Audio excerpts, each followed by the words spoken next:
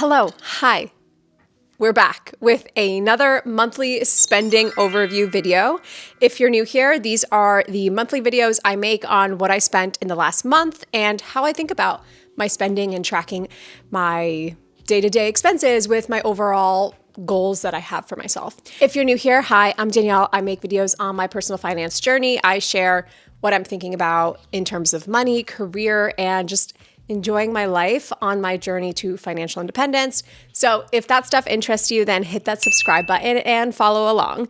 Today's video is one I do every month, and it really is just an overview on my spending the previous months. So today we're gonna focus on August. Before we get started on where the money went in August, let's talk about the tools I used and give you a little context. So for those who are watching this for the first time, I was unemployed for 11 months and recently this summer landed a new job. So me kind of seeing income is still new, still a summer thing that we've been doing. And my partner is still technically not getting a paycheck, right? And I'll share more about where his career update is later in this video, but it's just one income, two-person household.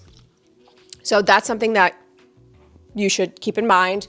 Merge my finances with my partner. So you're going to see this kind of broken down for two individuals and not just me. The tools I use, that's really important. I use Google Calendar for just managing the events that I have coming up the month ahead, but also to help me understand like what events might cost money. So if I'm thinking about September, I know I have a wedding in September. So I have to consider the cost of the gifts, the cost of transportation to the wedding. If I was staying at the hotel for the wedding, that's also something you'd consider. And so Google Calendar and putting my events there helps me understand what weeks I might, be spending more, but also helps us as a couple plan out our meals. So that's something that we really look at Google Calendar to help us understand. If we have a lot of social events in a month, we're going to take into consideration that maybe our eating out might cost more. So Google Calendar is our number one tool. Second tool is Monarch Money. Monarch Money is what I found to be really good for couples money app. So it really just helps us track our budget, but also our net worth. We can merge all investment accounts into that, and it gives us an overview of where we are, what the investments are looking like. And I've actually enjoyed using Monarch Money. I was using Copilot before, but it felt very just one person could use it at a time, whereas Monarch helps you open that account with your couple and you both have your own login. So not sponsored, although I do want to reach out to them and be like, hey, I love your product. How can we work together? But we'll see. And then the third tool is a spending tracker that I actually built. I'm not using it as much today because I no longer am tracking every single dollar every day that I do. And it was something that I could do very easily when I was just one person. But now that it's both of us, we have to understand what works well for the other person so that my partner could feel like he's part of the process. And so when I created that tracker, it was really just thinking about myself as an individual, how I like to see things. And I'm still in the process of kind of making it out to be more of a couple or overview spreadsheet, but that's still something that we look at. And so those are the three tools that I use. Those are the three tools that I kind of every month we sit down and we have conversations about, which brings me to my next point. It's not a tool, but number 4 thing that is important for these conversations outside of when I record it is money dates. I have my money date with my partner because we merge our finances. And so it's important for us to sit together and be like, what happened? What are we doing differently? What do we want to challenge ourselves on? But I was also doing money dates with myself before I had merged my finances. So I think it's an important practice that you should do by yourself with a partner if you merge finances, but it should be done because you want to kind of sit down and think about where you want to intentionally spend, right? It's all about how do we want to be intentional with what our money is doing for us? So that's kind of the overview. Now let's share my screen and we're going to get into our August budget so we can see what happened. All right, we're in our August 2024 budget. Ooh, I see some red. Okay, let's get into it. Income, budgeted $7,300. actually got paid $42.28. I wonder why. So we'll talk about this, but I had actually set a goal for myself to invest $4,600 for my 401k. Now, what ended up happening is, for some reason, when I connected this to Monarch, and that is one of my action items for this month, is see why it's not syncing. But it didn't show up as something that I contributed to, although if I open it up, we actually were able to contribute $38.42 in August to this 401k. So we did contribute, but it wasn't as much as I had intended.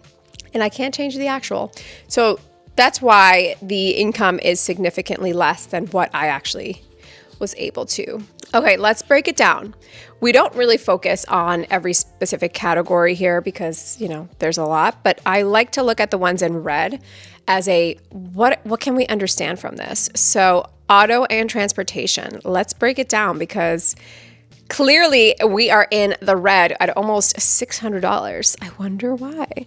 So public transportation, we maxed that out. Gas, we went over, which makes sense. And when we were looking at this with Ari, we realized, okay, we were actually driving a lot this past month. We went to Philly, we drove upstate. There were a lot of 2-hour drives one way that we had done. But the biggest thing that we didn't account for in making our August plan was that we were going to be paying our car insurance this month. Because it's not due until, I believe, end of September, I guess we hadn't thought about us wanting to contribute towards it in August. So we just paid that in August, and that was $438 for 6 months, which actually I think is pretty good. It comes to under $1,000 a year. We also got I believe this is an oil change. And then we got a parking ticket. So that's the $38 there. And that's how that happened. Housing, $300. And for those of you who are new here, I live with my mother-in-law, my stepfather-in-law. This is their home. We live in the basement. So that's why housing is simply $300 in a high cost of living area, or else, that would be almost 100 times that amount. Bills and utilities, pretty standard. So something we're proud about this month is food and dining. We had a goal for ourselves in August to try to keep food category under $1,000, which is something we haven't done since January. So I told Ari, and we sat about it for a bit, and we're like, can we try to keep food, eating out, groceries, and everything under $1,000? Because just a little, let's backtrack a little. Housing, food, and transportation are the biggest 3 expenses in people's budgets. Check your budget. Let me know if yours is any different.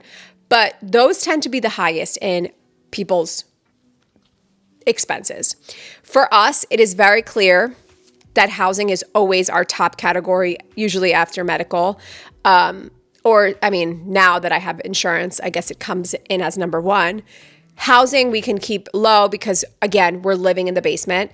And then transportation, this month, it was pretty high. So, this month we can see that actually health and wellness, which we'll get into, health and wellness, food and dining, and transportation were our biggest 3 categories. But that's simply because housing is so low. So knowing that, we were like, can we challenge ourselves to keep food under $1,000? Let's see what we can do. And I'm happy to report that even though we are over budget, because we budgeted $115 and we came at $962, we're actually under $1,000, which is the first time since January. So I'm going to say congrats, Ari and Danielle. You actually take this one. We can be proud of ourselves for this. So where did we overspend? Groceries. Eating out, we were under. even though we had various eating out trips. And then coffee shops I went over, and this was simply because anytime I'm traveling, I want to enjoy some coffee. So I went to Chicago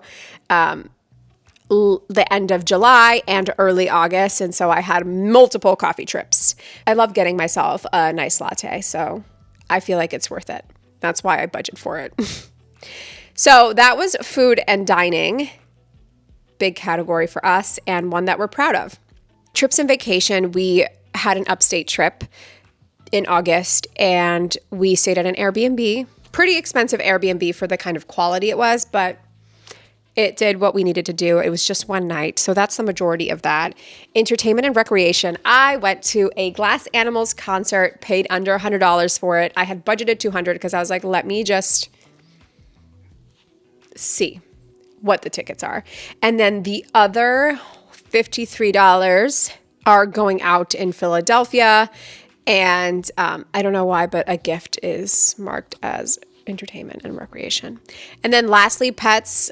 I always budget $50, but Charlotte's dog food is every 6 weeks. So this week or this month, we didn't have to buy her dry food. And since she lives at my parents take care of the wet food. So that is travel and lifestyle. Shopping.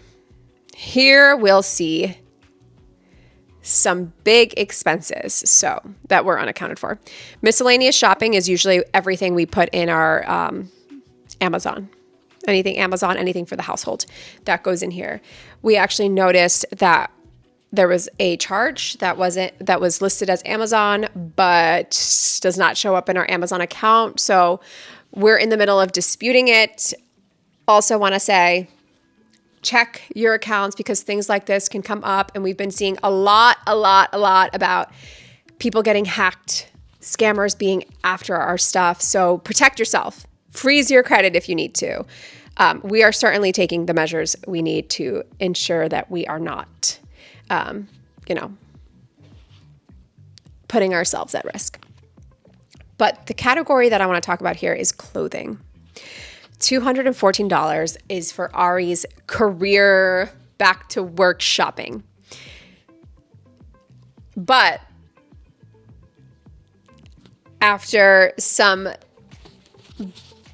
we are going to see this actually go down next month because he did return a few items after he realized that he could get button-down shirts at the thrift store where I shop, and he actually found a handful there for significantly less than $20 per shirt that he was paying at Target.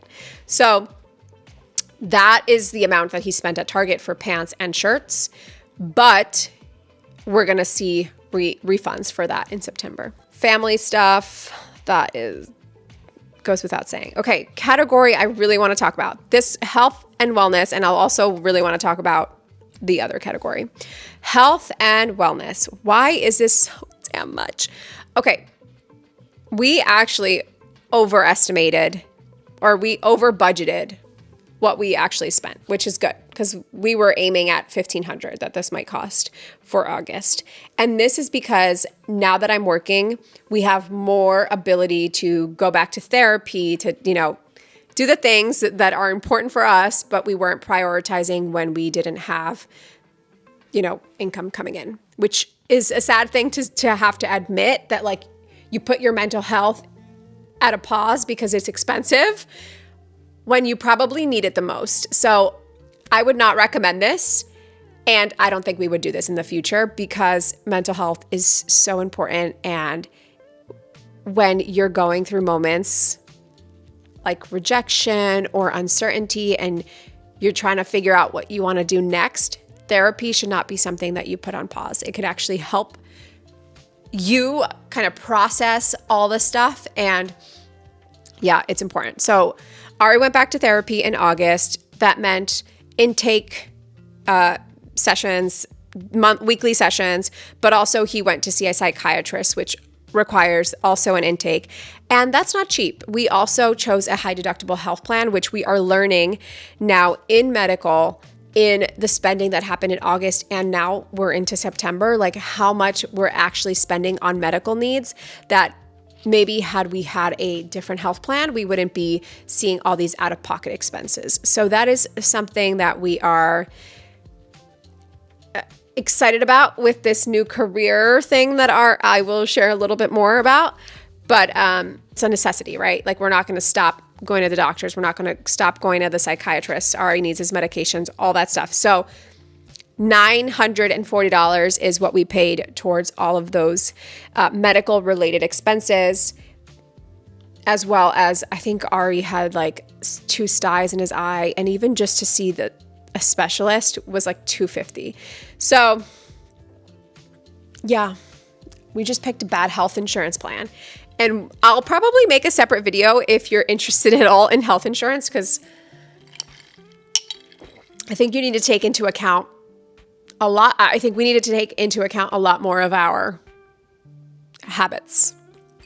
And being somebody who, me myself, doesn't go to the doctor a lot, I was thinking, well, high deductible plan, that's fine. Like, I'll never need to go to the doctor.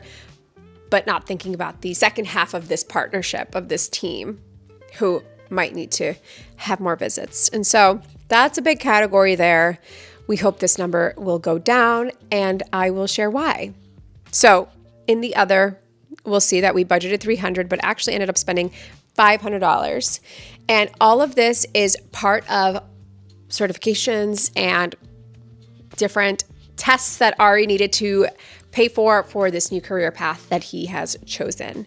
And I'm happy to share that Ari is going to start working soon.